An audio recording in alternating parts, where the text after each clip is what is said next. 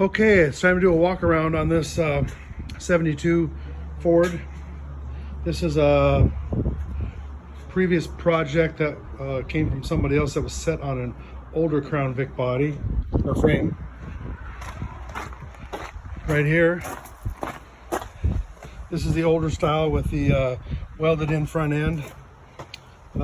This person decided to cut the frame and extend it so it was a full-size bed. Yeah, his fabrication stuff wasn't very good, so needless to say, we ran across a really nice solid truck body that came on it. It didn't really have great patina because somebody had already started sanding on it. They sanded the paint off the roof and the hood and the front here, so it's just got gray underneath it. It probably would have been a pretty nice paint job, you know, as far as the old patina one. I just put some rust former on it just to see how that would work. It was just a spray product I've used on air conditioners that were rusting. So in taking the carpet and stuff out, the mat was really nice. We did wind up with a little bit of rust damage. This is the only rust damage I found on the truck at all, just on the cab here. We have real similar on that side. This one, the dash pad was already missing on it. I imagine it was probably in bad shape. This truck came from Walla Walla, I believe. The town's so great they named it twice. They do have damn good onions though. If you ever get a Walla Walla sweet onion, you got an onion. So we did pull this off. This is right now on a 2006 Crown Vic frame. This has already got the Bad Apple suspension crossovers on it. Previously, I did that previously before we put the cab even on it. I'm believing this one has a high-speed transmission issue. It could be just change servo or solenoids or something. We'll find out. We might even put a 5-speed in this, just because we can, maybe. So again, the firewall's in real nice shape. Sometimes these rust up and through the tops, but you know, obviously the putty's dried out on it, so we'll probably go through and get that removed and probably reseal this body all the way through, so it should be pretty nice. Again, we're going to do the AC on this one like we did the green cowboy truck. We're not going to cut this dash out here and put in the Crown Vic. We're just going to put in an aftermarket, probably maybe a Vintage Air. That we put together a kit for the cowboy truck that replaced basically everything, compressor and all. The compressors were too big for anything else other than this monster air box that came with it. So right now they've got this crazy welding over here on the the cherry bombs. Cherry bomb, disturbing the peace since forever ago. So it had a slider window, took that out, took out the glass is all good. Obviously the rubber's bad, so that'll get all done. Windshield's in nice shape, so if we can get it out without cracking it back in, that'll be great. This did have the chrome strips. I don't think we're going to put the chrome strips back in. The cab's chrome will probably come off because this is going to be a no bling. This is probably going to get paint. We already have maybe a design for it to be revealed. We also have the bed over here in dry dock. The bed's in nice shape as well. This does have the door. As you can see, the previous guy already cut out the middle on this, so we'll probably going to leave the door out. We'll probably that'll go away because there's really not enough room to put one in there. So it's pretty good shape. A few dents here and there, but overall it's really nice. The grill's in good shape, not all beat up. You know, the guy took it apart when we got it. It was just, we had to strap it down to haul it on top of that frame. So just doing a walkthrough, seeing what we got. This side here, same way.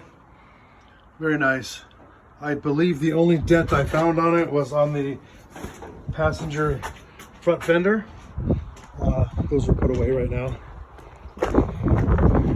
Oh look, yes, we mostly work on C10s here. You can see another one over there. We're just deviating from the norms and doing these Crown Vic swaps here. So yeah, we're gonna refine a few more things on it. This is a drive-by-wire, so I don't know what all we can, I don't think there's much you can do with the throttle body changes. I think the cable draw, I believe you can do more stuff with those. So we'll have to play with the other frame engine out here and see what we can do. This one, I think we're gonna change the column out. Actually, the column on this was beautiful. Steering wheel had some cracks, but the column actually went into the green cowboy truck because the green cowboy truck was basically trashed. It had ran so long that look at the groove in that. Here's what it should look like. Here's what it looked like. And you know, the bearing stuff was all, there's so many differences in these that it was easier just to pull the steering shaft out of this if it was the whole steering column and change it out. So Rick could enjoy driving that one. That turned out really nice. The cab's pretty nice. We're gonna freshen it up, make it really nice and clean in here. This is the Explorer. So this has the wood grain. It has the wood grain that was across here. The wood grain plastic panel was unbroken, nice. So I don't know if that's gonna go back in. We're even talking about not putting a dash cover on it. Kind of a little different look. Some people like it, some people don't. That would of course would entail cleaning up these holes, which I've got some welding obviously to do down here, and the filler cap, and the trim's not going to go back on, so pretty minimal here. We got the hole here, and we'll have some on the bed, some on the fenders to take care of, but everything was rust free. I think the battery into the battery, which is usually always rusted, is pretty typical. So I don't know if we'll just fix that or get a whole new inner fender. I think this guy undercut these fenders really bad across where we have to trim the fenders here. I think he really went to town on it. So we may just replace the inner fenders on it. I was actually looking at different ways to do that, you know, to get a nice, we want it to be nice and clean. And then obviously on the Pacific Northwest here, we get a lot of rain. So we want to maybe minimize our rain splash up into the engine compartment. So we might, I might do a little more fitment with just the fender and the thing on there, and just see what we can do, and maybe use some rubber to come down and do a nice edge on it. So we'll see. Just always looking at different ways to clean up our work and to make our work really nice, and so we can enjoy these more and more. And so a lot of times guys use these as daily drivers. I know the green cowboy truck, Rick's going to use that for a daily driver. He works down here at the Weyerhaeuser mill, so he wants to be able to drive that every day, enjoy it. And I say they're not super power engines, so you know, they're just nice daily drivers. You know, we obviously lose weight from putting this on the truck onto here on his frame and everything, but they need to be safe and strong. So that's our walk around on the semi beginning of the project, because obviously we've already started some project stuff here. I know you're familiar with my son JT at Midnight Run Creations. He actually found this truck. This was a couple miles from where I used to live, so he actually found this, and we went over and looked at it, and then we decided, since I picked up this 06 frame and the other one's been stretched, I don't know what we're going to do with that, but we want to do something safe so the frame's not, you know, a wreck. But I already got this one ready for it to set on, and I kind of put it aside because I was working on the cowboy truck, but that's gone. Rick's got it back. He picked it up yesterday, and there we go. I would say that red will still be in the future for this truck. Once it's red, you don't want to go back. So we're looking at maybe kind of a mod look. Maybe not so traditional. I know the red and white is real traditional, very classic, but this might have a little more resto mod look to it. I don't think it's going to have any bumpers. I think it's going to be roll pans in front and back, just for fun. And we might highlight some gray, maybe pick up a little bit down here on the black or gray. JT recommended gunmetal gray, but there's nothing like classic black on a hot rod. A little bit of flat here and there. So anyway, there we go. Haven't bobbed the frame yet. Haven't bobbed the frame in the front either. We do have that kind of perfected on some stuff. So when we do these, what I was looking at is we can pull the car off, we can do the frame complete and done, and that way we're all ready to put the sheet metal on, cab and sheet metal and everything. And all we gotta do is cut those to specific sizes that we've already pre-measured and predetermined. That seems to be an easy way to do it. I have a small shop here, a little bit crowded. I just bought and moved here, and it's much smaller than I was used to. A big barn.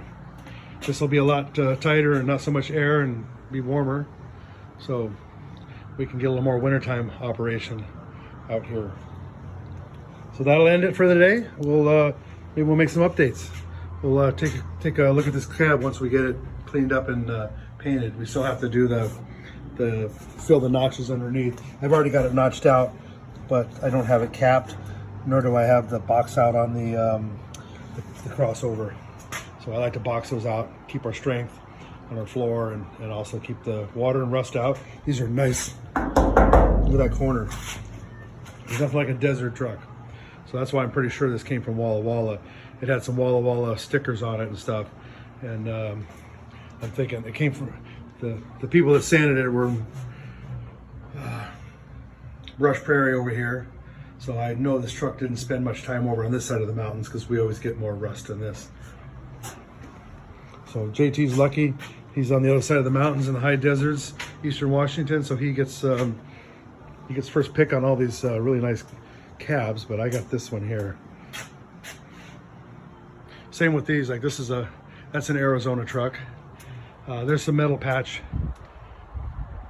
Actually the bed is not from this truck, but the cab's pretty straight, rust free. This truck over here actually came from Arizona as well. It does have some floor panels and rockers in it, but the rest of it pretty good. I know the stuff I've looked at over here is like they want $5,000 for something that needs $10,000 worth of sheet metal put on it, and you guys all know how that is to do. It sounds easy, but there's some work in it. So there we go, ladies and gentlemen. Thanks for stopping by. Come back and enjoy again. Oh, and take a look at the other video on the green truck, Cowboy. That one's all complete. I said it went, did a walk around on that, and it left last night, and Rick was happy as a clam. I know he would have liked to, we finally, with the COVID lifting there, we had some nice car shows locally. I wasn't able to make any of them, but I know he wanted to go do some drive with it. So maybe we'll have to get something done and catch up with the other people, see what everybody else is rocking out here. There's a lot of hot rods in Longview, Washington. We've got so many hot rods here. It's fun when the sun comes out to see everybody go out and do their thing. So thank you much.